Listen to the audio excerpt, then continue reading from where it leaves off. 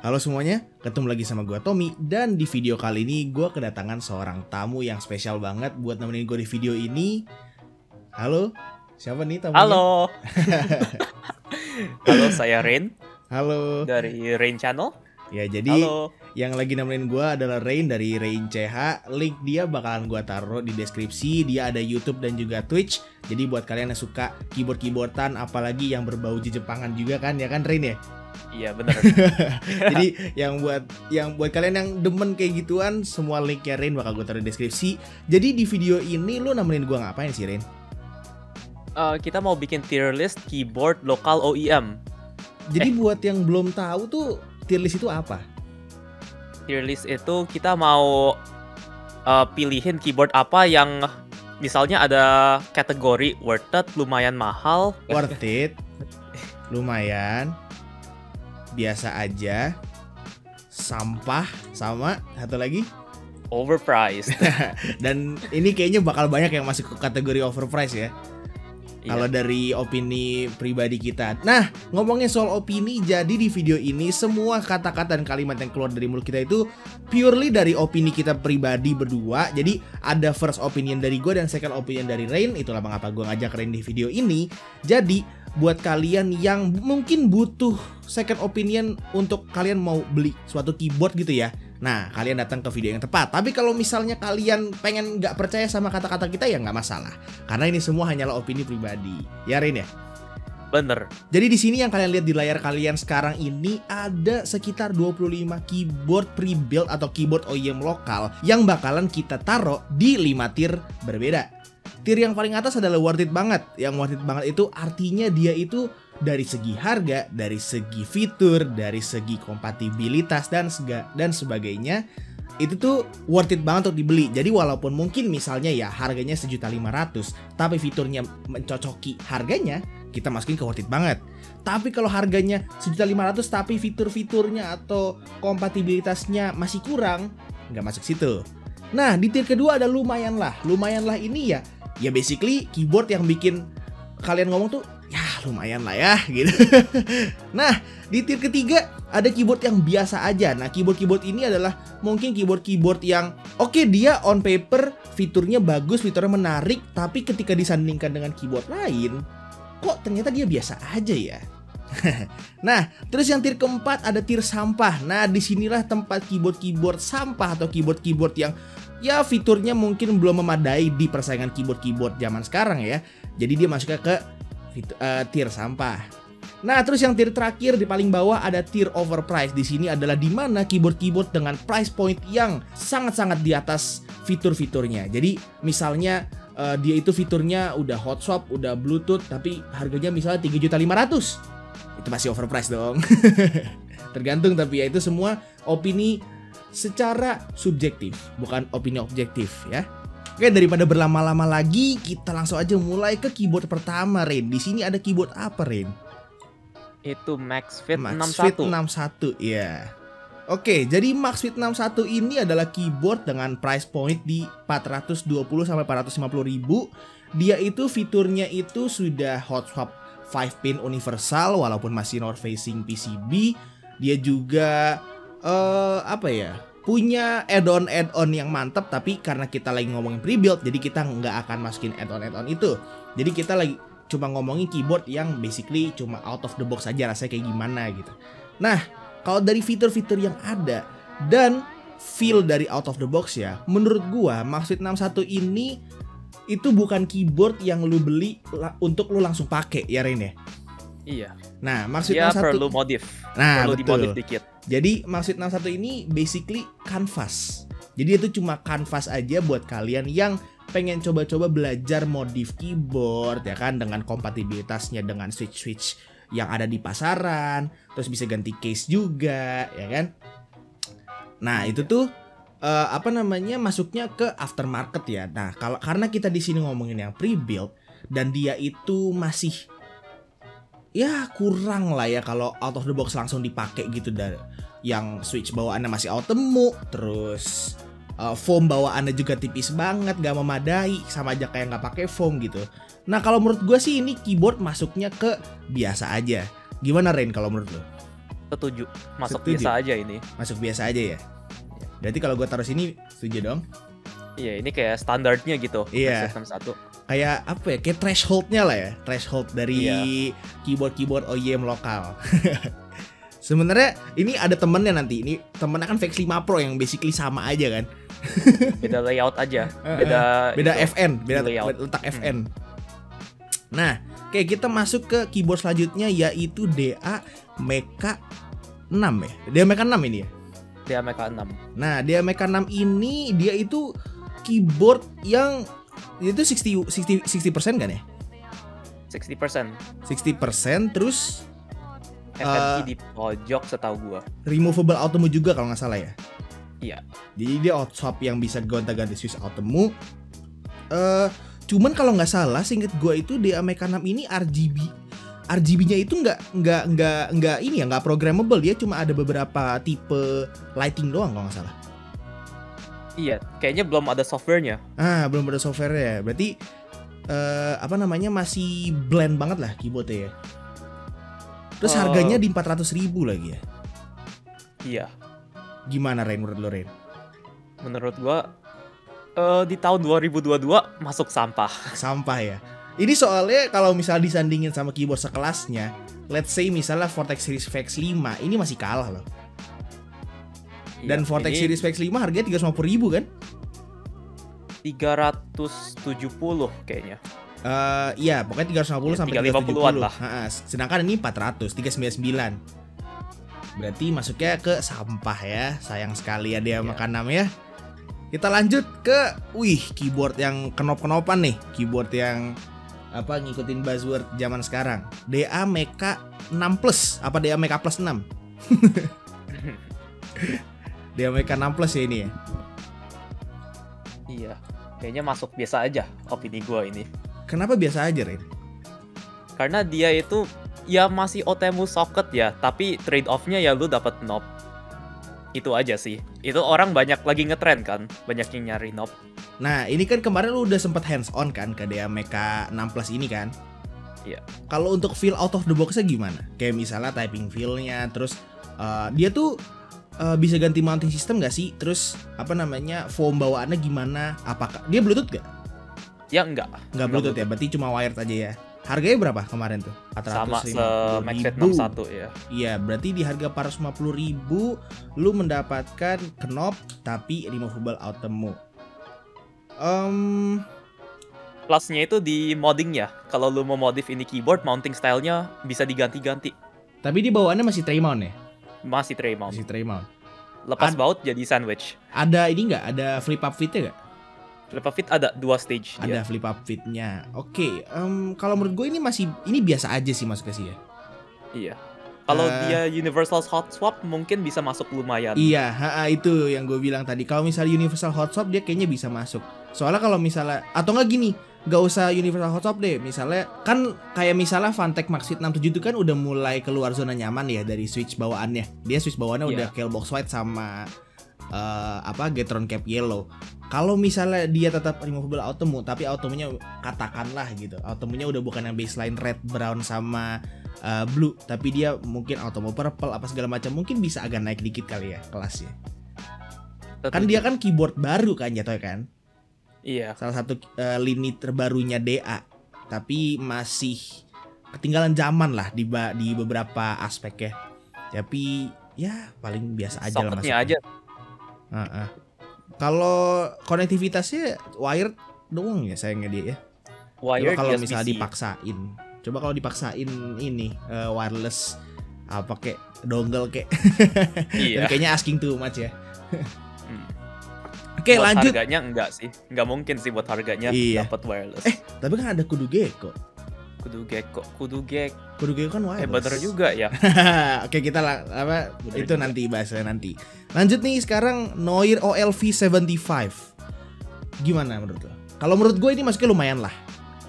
Iya, keycapnya stand out banget dibanding yang lain. Keycapnya, oke. Jadi kenapa gue bilang ini lumayan banget? Karena di yang pertama dia keycapnya udah yang PBT double shot, yang udah bukan yang PBT ecek-ecek lagi atau ABS ecek-ecek ya.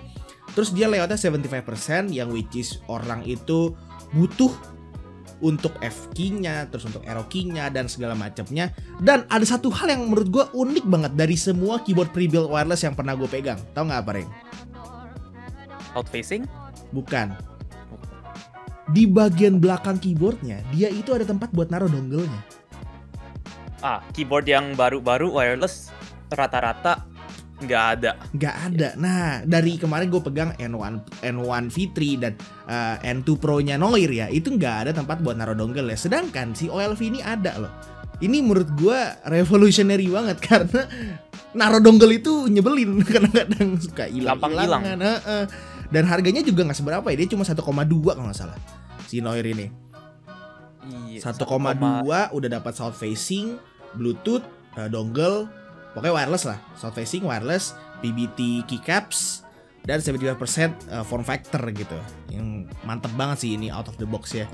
Jadi kita masukin ke lumayan lah. Wih. Keyboard pertama masuk ke atas nih. Oke, keyboard selanjutnya adalah keyboard Noir N2 Pro. Keyboard yang kemarin sempat gue pegang untuk gue review dan juga gue modif, yang sempat dikirimin ke gue sama Noir. Nah, gue bakal kasih ke lu dulu nih, Rain. Orang yang kayaknya belum pernah megang lah ya, N2 Pro ya? Belum. Nah, menurut lu secara on paper, N2 Pro ini masuk kemana? Dia udah hot swap south facing, udah dampening foam. Gua juga nonton review sama modding lah. Ada yang kemarin Bang Tommy juga ganti ke sandwich mount ya. Iya, ada bisa dijadiin sandwich mount. Bisa jadi sandwich mount. Hilangin bautnya.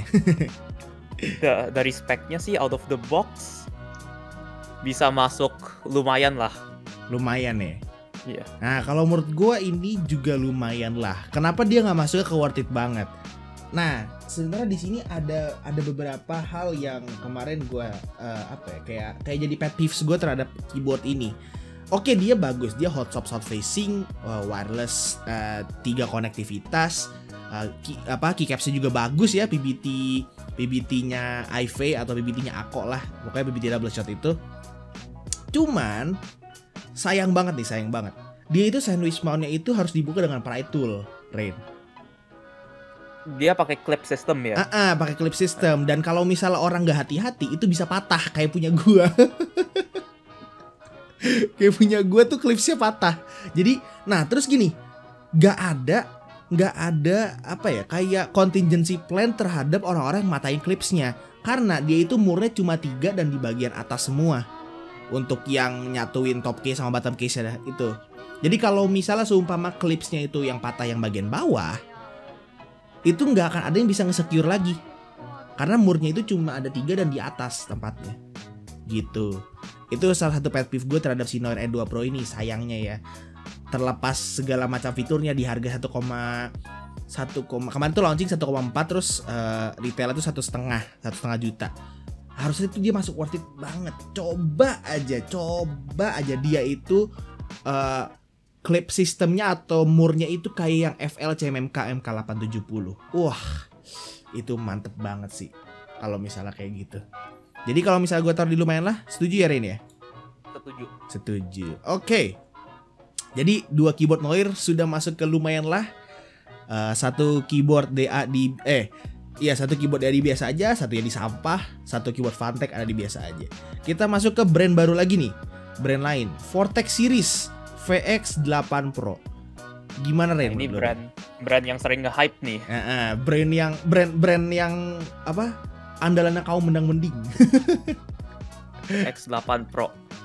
VX8 Pro kan VX8 ada yang pakai PBT die-sub keycap kan, yang barunya. Yeah. Lebih worth it itu daripada VX8 Pro. Yang ini ya, yang XDA profile ya? XDA profile ya. Iya. Jadi gua rasa dia yang ini masuk biasa aja sih. Iya sih kayaknya biasa aja ya. Dia masih north facing kan ya? Hot swapnya? Masih sebelum zaman ada south facing ini. Masih wired juga kan ya? Masih wired ya. Berarti ya, di harga berapa ini, 500.000 ya? Di 600.000. Di 600.000 dengan fitur hot swap biasa north facing. Dia unggulnya cuma hot swap sama form factor 75% aja ya. Iya, harganya sih 600. Ada VX8 yang biasa, lebih worth it lagi. Berarti ini jatuhnya overpriced dong, bukan biasa aja dong. Overprice. Bisa, iya bisa masuk overprice. Overprice ya. Soalnya keycapsnya juga masih ABS double shot kan ini. ABS biasa. Masih ABS double shot. Iya, berarti kita To be fair sih ini produk lama ya. Iya, produk lama yang cuma diganti PCB-nya dikit doang kan. Iya. Oke, kita masuk ke overprice ya. Mungkin kalau misalnya dihargain di 500.000 di 499 gitu masuknya ke biasa aja gitu ya. Tapi kalau misalnya di 600.000 kayaknya masih overprice sih. Karena masih ada banyak opsi lain yang secara fitur better gitu. Oke, lanjut ke brand yang sama nih. Vortex Series VX6. Ini basically cuma 65%-nya dari VX8 Pro ini kan. Dia sama-sama hot swap, north facing. Ya, speknya kurang lebih sama. 560.000 dapat 65% form factor, hot swap north facing, keycapsnya ABS. Biasa sih ya kayaknya 65%. Tar deh. Kalau GK68 yang Paradox Gaming itu kan di barebone ya? Iya. Barebone-nya 400.000 kalau nggak salah. Berarti nggak masuk overprice sih dia sih. Masuknya masih biasa aja ya, biasa aja. On paper biasa aja. Oke. Masih tray-mount juga sih ya. Biasa aja karena bisa masuk sampah, bisa masuk biasa aja. Iya, nanti abis ini kita shuffle lagi selesai semuanya ini. Oke, lanjut. Maxfit 67 ya ini, masih 67 ya? 67 itu. Iya, Maxfit 67 ini worth it banget lah. Menurut lo gimana, Ren? Kalau menurut gue ini worth it banget. Menurut gue rasa sih kayak taking into account udah ada keyboard lain. Karena keluarnya GT8 ini gue udah agak bingung. Jadi taking into account kalau Maxfit 67 ini tuh stabilizersnya udah aftermarket ya kan? Stabilizer aftermarket, lubing jobnya juga generous banget kan, lu lihat sendiri. Iya. Walaupun masih agak miss dikit lah ya wire-nya, tapi dia udah generous banget. Dan switch bawaannya itu udah pakai Kelbox white dan Gateron cap yellow. Yang kalau misalnya kita lihat di harga aftermarket, satu switchnya itu di harga 4.000 kan? Bener. Nah, berarti semua hal ini digabungkan dengan 3 mode konektivitas, dampening media dan keycapsnya yang PBT die-sub kualitas geek atas.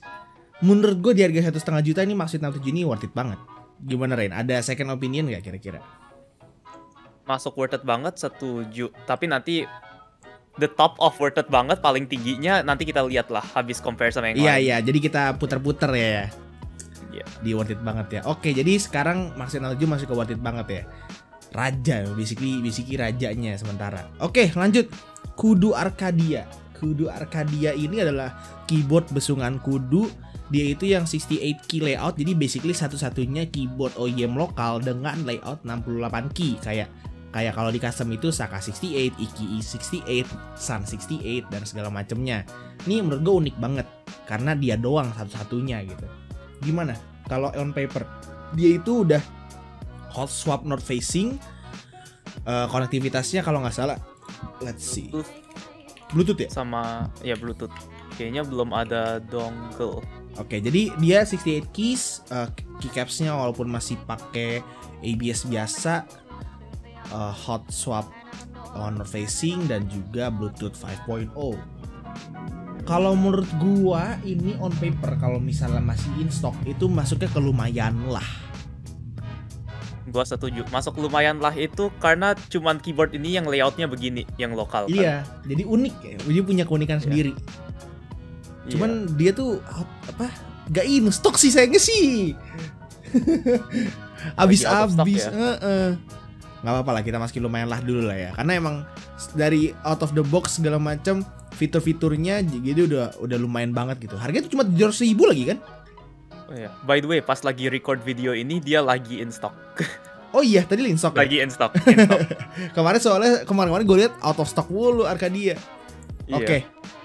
Lanjut, VX9 Pro. VX9 Pro kalau gue bilang gak usah jelasin fitur dulu ya. Ini gue bilang masuknya ke lumayan lah. Gue lagi ngeliat speknya dulu. Gue belum pernah megang VX9 Pro. Gue juga belum pernah megang. Cuman kalau on paper itu kayaknya dia masuknya ke lumayan. Karena dia itu 96 keys loh. Layoutnya unik. Ya. Unik. Jadi dia full size yang lebih kecil basically.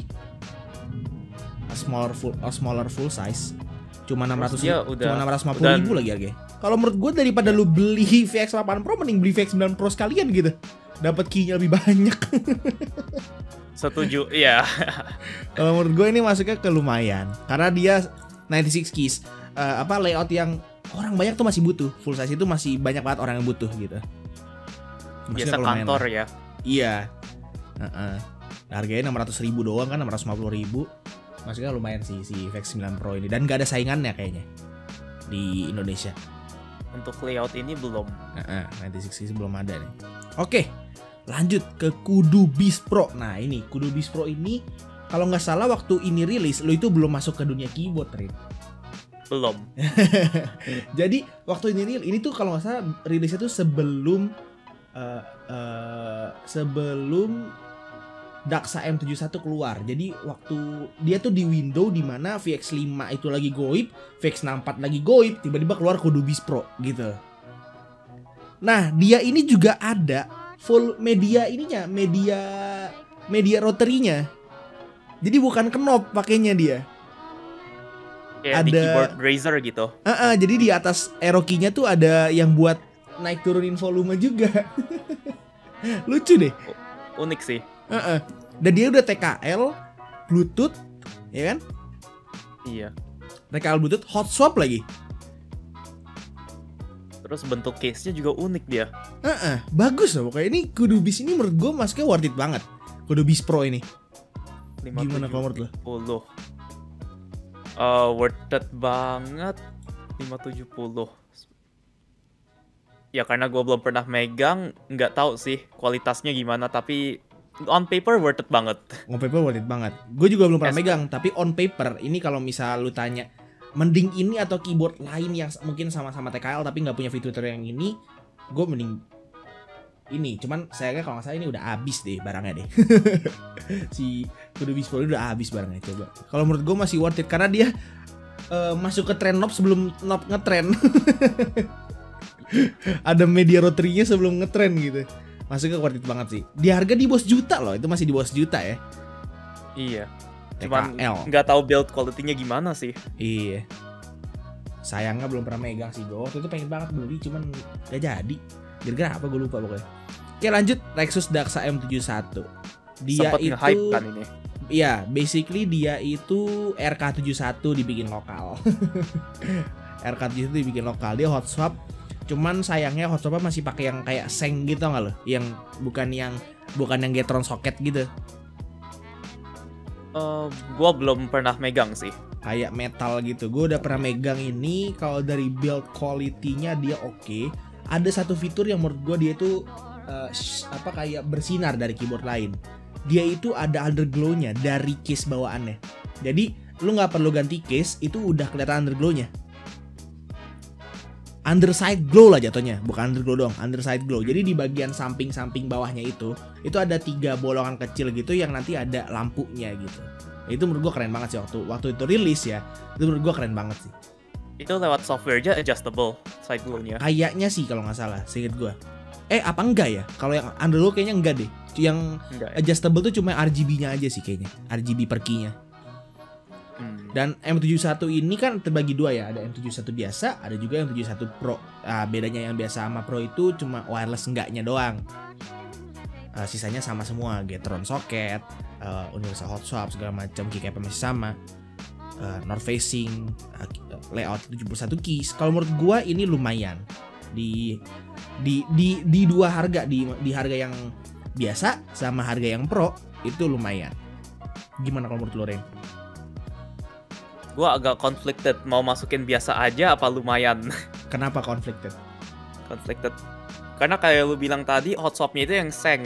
Gue sih personally belum pernah ngeliat kayak apa hot swap seng. Hot swap seng itu lu nggak ada Noir juga ya. Noir juga pakainya hot swap seng soalnya. Ada kayak namanya gak? jepit gitu.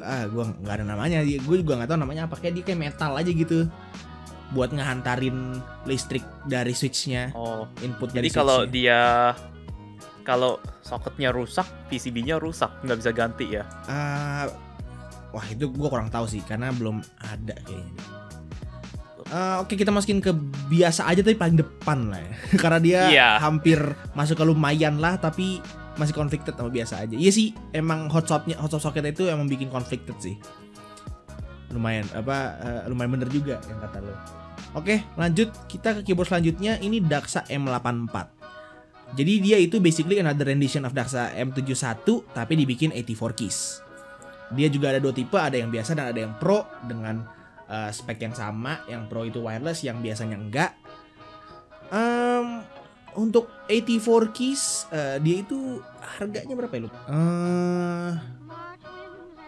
Overpriced. Overpriced gak sih? 1 juta. Tadi 7. Iya, overpriced karena nambah key-nya dikit, tapi kok harganya beda jauh. Tapi dia ada daughter board kan?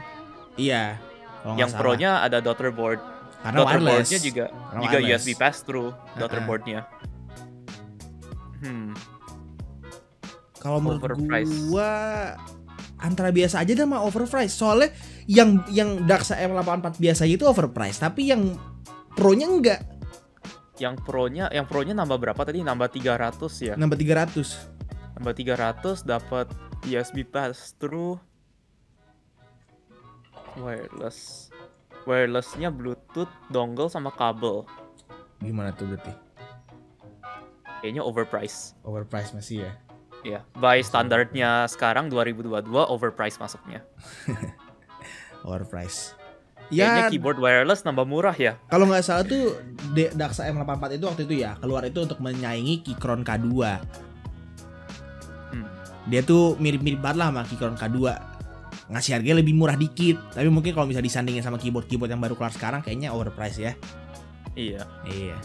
Oke, lanjut. Nih Voyager Lightyear nih. Voyager Lightyear 68 Lightyear. Voyager 68 Lightyear. Nah, kalau menurut gua on paper dia itu lumayan sih. Pokoknya terlepas apapun opini gua terhadap press play, menurut gua ini lumayan. Kalau menurut lu gimana yang udah hands on?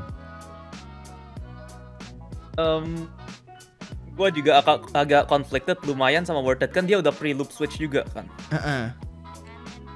Biasa orang kalau nanya gue keyboard apa yang gak usah dimodif udah enak, gue jawabnya itu 2. Ada MaxFit 67 di mana lu tinggal potong standoff udah enak banget. Sama press play ini ya langsung pakai karena nggak ada apa-apa yang bisa dimodif. Gitu. Jadi antara worth it dan lumayan. Iya. Kita taruh di sini berarti ya. Worth it tapi bawahan karena ya harganya karena dia paling mahal dari semua yang paling mahal, dia paling iya. mahal. Ya karena dia aluminium case sih. Tapi kalau emang yang mau beli nggak usah diapa-apain udah enak. Udah apa ya? Udah nothing else to modify. Emang udah nyampe limitnya gitu. Nggak bisa dimodif lagi itu. Keycapsnya juga udah lumayan sih kalau menurut gue sih. Dia BBT dice up juga kan? Dice up. Jadi opini gue itu gini, kan ada MaxFit 67 sama yang Voyager 68 Lightyear. Kalau yang mau modif, gue rekomen ke 67, MaxFit 67. Kalau yang nggak mau modif, ke Voyager 68 Lightyear. Oke, you heard it here, folks. Jadi gitu ya, kalau misalnya pengen yang bener-bener out of the box, gak usah diapa-apain lagi, ambil Voyager Lightyear. Dia udah aluminium case, ya kan, udah bagus, switchnya pre-loop dan segala macemnya. Oke, lanjut kita ke keyboard yang paling hype di masa ini ya, di sekarang nih, di bulan Februari-Maret 2022. Vortex Series GT8 Knock yang katanya gasket, tapi gasketnya ternyata cuma gimmick. Iya. Di harga 700.000. Gimana, Rin? Kalau kita nggak ngeliat masalah mereka mistake mereka di marketingnya yang mereka bilang gasket, bisa masuk lumayan. Kenapa di tengah lumayan sama worth it. Kalau lu nggak modif, lumayan aja karena biasa-biasa aja gitu kalau nggak dimodif. Iya, dia switch bawaannya Automo, terus keycap masih ABS. 750 tapi ya. Iya 750. Wireless kan dia, wireless. Bisa masuk worth it sih. Iya, wireless 750.000 wireless. Kalau lu modif ini paling worth it kalau lu mau modif. Iya ya, tapi kalau out of the box masih lumayan. Box, dia lumayan paling atas kayaknya ya. Lumayan paling atas. Lu modif dia jadi dari semuanya paling worth it kalau lu modif. Iya. Coba kalau gasketnya nggak gimmick, ini masuk ke sini loh nih. Nih, masuk. Nih. Iya, masuk kalau sini langsung. Coba gasketnya gimmick sih. Ya, walaupun dia masih bisa dijadiin sandwich mount, cuman tetep lah ya. Dia out of the box sandwich. Out of the box. Oh, out of the box sudah sandwich, udah nggak tray. Sandwich.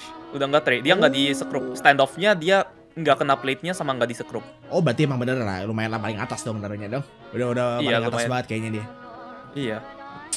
Oke, sayang banget sih ya. Second thought kayaknya masukin worth it bisa sih. Masukin worth it banget paling bawah. Tapi kan out of the box-nya itu masih Automo dan juga ABS keycaps. Tapi buat harganya 750 loh.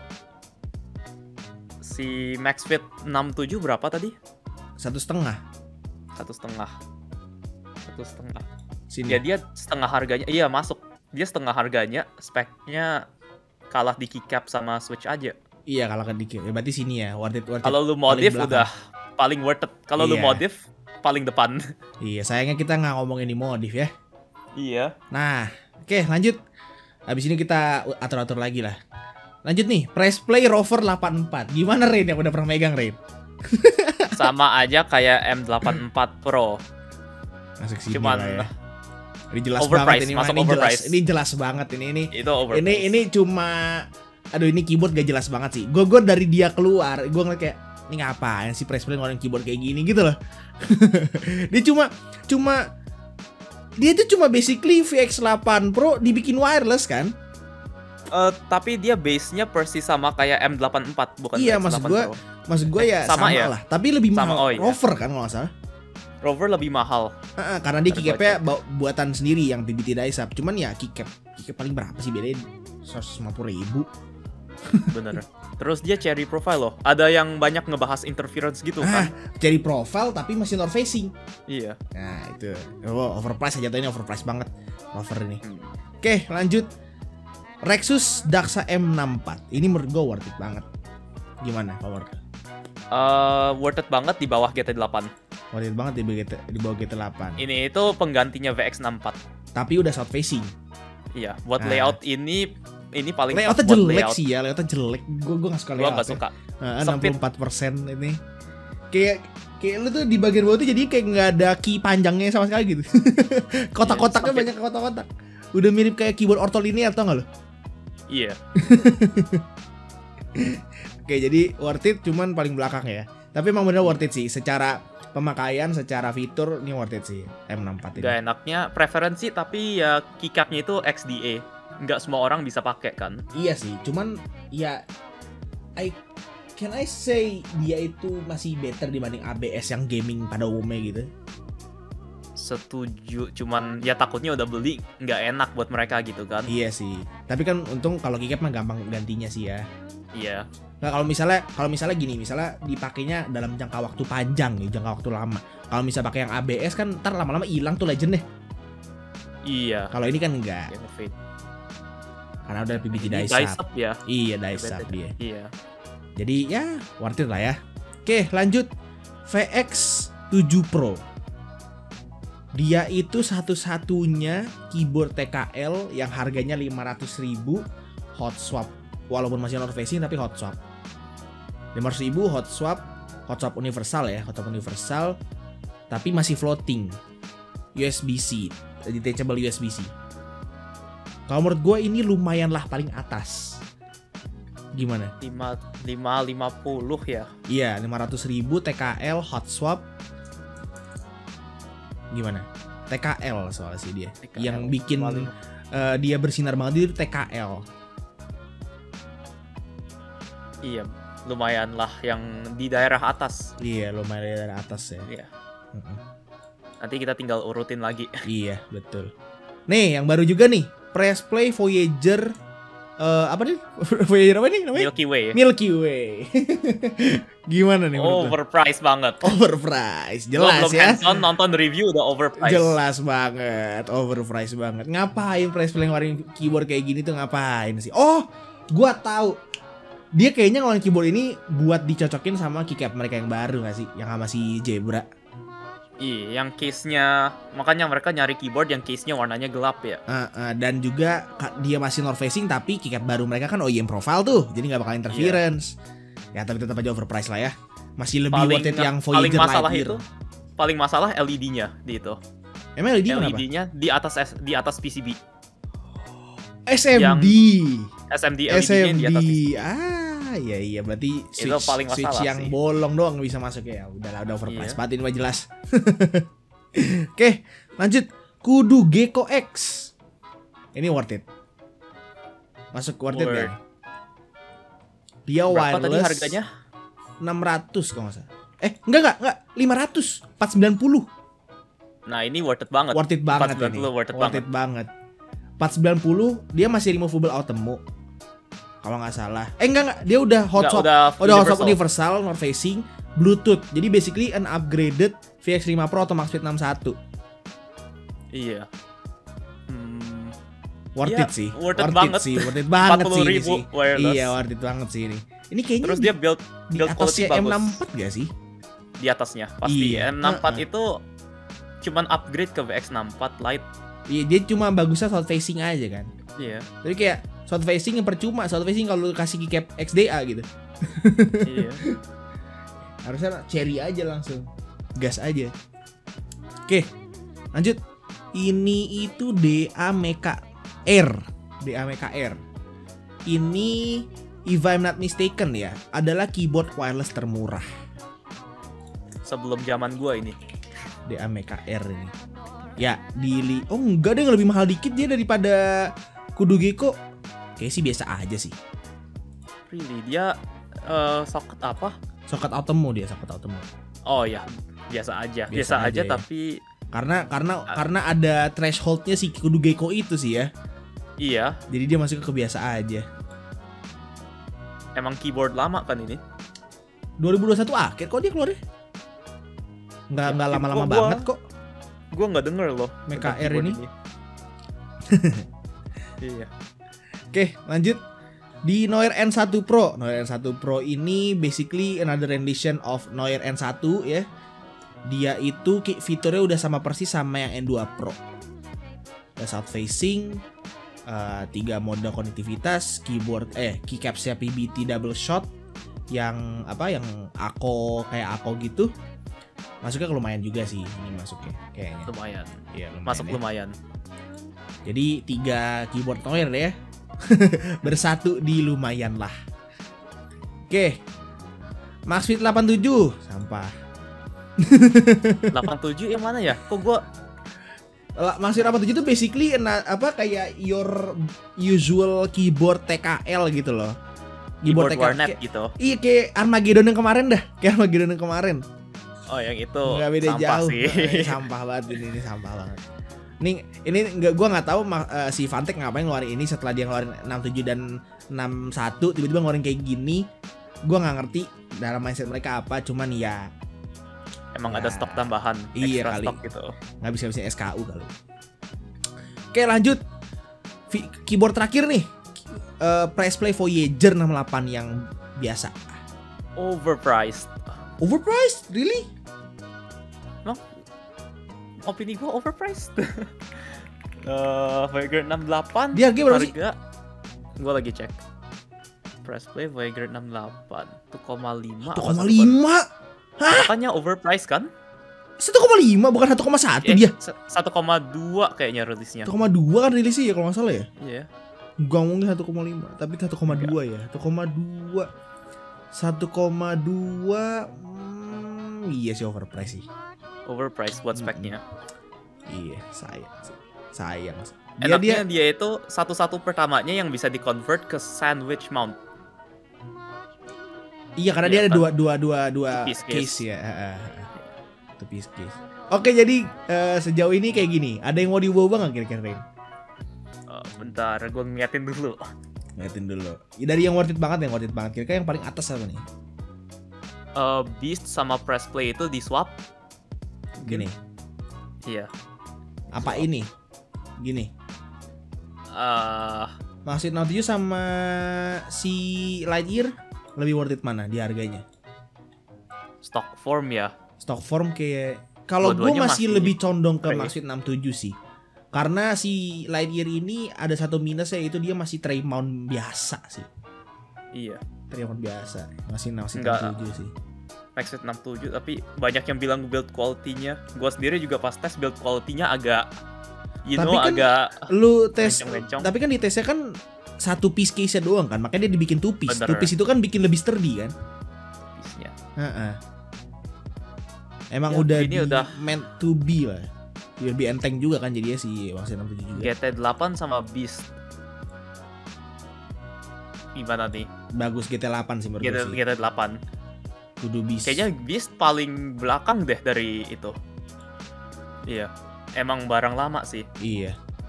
Tapi masih worth it sih jatuhnya sih dia. Sayang limited edition. Ini yang Beast Lite-nya masih ada, tapi yang Beast Pro-nya udah nggak ada. Udah Beda musnah wireless-nya kan. dari market. Iya. Wireless TKL sebelum Noir N2 soal dia kan. Goreng yang lumayan lah. Itu yang paling depan VX. Ini VX7 Pro. VX7 Nah, Pro. ini agak susah nih. Arcadia. Kalau menurut gua ini OLV paling atas. Jadi lumayan lah. Karena keycaps-nya. Terus mungkin kayaknya kayak gini udah bener deh. Yang paling belakang apa? VX VX 9 Pro. 9 Pro. Oh iya. Paling belakang itu. Iya. Yang Jadi- layoutnya juga dikit yang minat kan. Iya, tapi sebenarnya kalau butuh-butuhan mah pasti demandnya gede ini. Iya. VX 9 Pro ini. Biasa aja. DA Mecha 6, Mecha 6 Daksa yakin M71. depan tuh. Oh iya. Yakin depan. M71, Max Suite 61, Mecha 6 Plus, VX6. VX6 kayaknya di belakang dia Mecha 6 deh. Iya nggak? Enggak deh, Mecha bagusan 6. bagusan VX6 deh. Soketnya. Iya iya, soketnya. soketnya Automo masih. M71 sama Max Suite 61 masih bagusan M71 Max sih. Suite 6 yakin soket itunya. Ah, Soket walaupun dia kalah di soket, tapi dia menang di everything else. side glow. Side glow, layout yang lebih besar dikit ya kan. Iya, beda dikit lah, beda dikit dia. Terus dari dua ini tuh Max Suite 61 cuma menang di soket doang sayang. Iya. Terus kalau Ini. Max Suite 61 sama Mecha 6 Plus itu mereka kalau lu mau modif Mecha 6 Plus. Kalau Lah, apa tapi ya? kan Max Suite add-on-nya lebih mantap. Oh iya, Max bener. Suite 61 ada tofunya. Kalau lu mau nyoba-nyoba mounting style gitu, Oh Mecha 6 iya, Plus iya. lebih moddable lah. Ya berarti bersanding juga lah mereka lah. Ini Iya. ini ketinggalan di belakang berdua nih. Tapi ya lumayan. Biasa lah. Biasa. Keyboard lama gitu, Iya. pasti belakang. Sampah udah jelas ya, sampah. Overpriced. Nih kita urutin dari yang paling overpriced dulu. Yang paling overpriced mana? Ini lah jelas. Yang itu, ya. Overpriced. Ini paling belakang karena dia hampir nggak overpriced. Emang ada value-nya dia masih. Ada value-nya. Ini sama lah basically, tapi lebih mahal Rover kayaknya. Mahalan Rover. Heeh. Ya, udah. Kayak gini lah. Oke, Iya. ada yang mau diubah lagi nggak, Rin? Udah oke nih. Udah oke ya? Oke deh, kalau gitu gue bakal bacain. Jadi untuk keyboard yang menurut kita berdua itu worth it banget untuk dibeli di harganya, itu ada yang pertama Max Suite 67 Fantech, Press Play Voyager 68 yang Lightyear Edition, Vortex Series GT8, Kudu Gecko X, ada juga Rexus Daksa M64 dan juga Kudu Beast. Entah itu yang Pro ataupun yang Light. Terus di yang lumayan itu yang pertama ada Noir OLV 75, terus ada Vortex Series VX7 Pro, ada Noir N2 Pro, ada Noir N1 Pro, terus ada Kudu Arcadia dan juga Vortex Series VX9 Pro. Terus yang di biasa aja itu dari kiri, dari yang paling atas itu ada Rexus Daksa M71, ada Max Suite 61-nya Fantech, ada DA atau Digital Alliance Mecha 6 Plus, ada Vortex Series VX6 dan juga ada DA Mecha DA Mecha 6. Iya. Kan 6. MKR ding, salah. DAMK MK6 yang bawah. Ya. Terus di keyboard yang sampah ada 2, ada DAMK6 dan juga Fantech Maxit 87. Dan di keyboard yang menurut kita overpriced atau harga dan fiturnya tidak seimbang, itu dari yang paling overpriced itu ada Press Play Voyager 68 yang Milky Way, terus ada Press Play Rover 84, ada Rexus Daxa M84, ada Press Play Voyager yang 68 yang base, dan juga ada Vortex Series VX8 Pro. Itu dia tier list dari kita berdua. Kalau kalian merasa terbantu, ya syukur. Tapi kalau misalnya kalian nggak setuju dan kayak punya komentar atau kritik terhadap tier list kita, bisa langsung aja diskusiin di comment section di bawah ya kan. Jadi anggap aja ini cuma opini subjektif kita berdua, bukan hal yang harus kalian ikutin atau hal yang kalian harus nurutin gitu ya. Pokoknya ini semua hanya opini kita aja, jadi nggak perlu dimasukin ke hati gitu.